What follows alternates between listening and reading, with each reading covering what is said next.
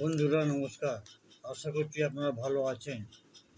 মাঝে সাঝে আমাদের চোখটা লাল হয়ে যায়, যে কোনো কারণ হোক, আইদার সিজনাল হয়ে যায়, और কোনো ব্যাকটেরিয়াল ইনফেকশনে হয়ে যায়, और ফাঙ্গাল ইনফেকশনে হয়ে যায়, और যে কোনো সময় আমাদের চোখটা লাল হয়ে যায়। এই লাল হয়ে যাওয়াতে আমরা কী কী করতে পারি, আমরা কী কী নিয়ম পালন করতে পারি এবং হোমিওপ্যাথি আমাদের কীভাবে সাহায্য করতে পারে। হোমিওপ্যাথি সাহায্য করবে। হোমিওপ্যাথিতে অনেকগুলো ওষুধ আছে, কিন্তু আমি অল্প কয়েকটা ওষুধের ব্যাপারে বলবো।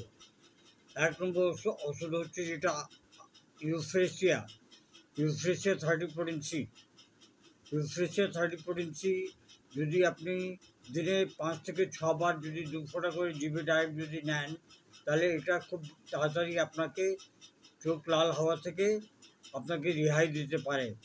As well as Euphrasia mother টিংচারটাকে 2 ফোঁটা ভালো করে জলের মধ্যে ফেলে দিয়ে সেই জলটা দিয়ে আপনি চোখটা পরিষ্কার করুন, তাতেও ভালো লাভ হবে। এবং যদি ব্যথা থাকে এবং লাল থাকে, তাহলে আপনি বেলোডোনা 30 আপনি দিনে 5 থেকে 6 বার আপনি নিতে পারেন 2 ফোঁটা করে।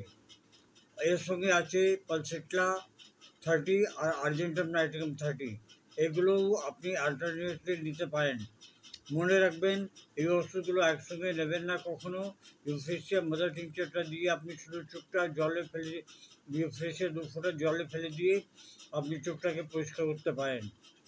আশা করছি এই ভিডিওটা আপনাদের পছন্দ হবে এবং এই গরম ঠান্ডার সময়তে যদি চোখে কোনো প্রবলেম হয়, আপনারা এটা সেবন করতে পারেন। জয় হিন্দ, নমস্কার। Long live homeopathy, long live animal.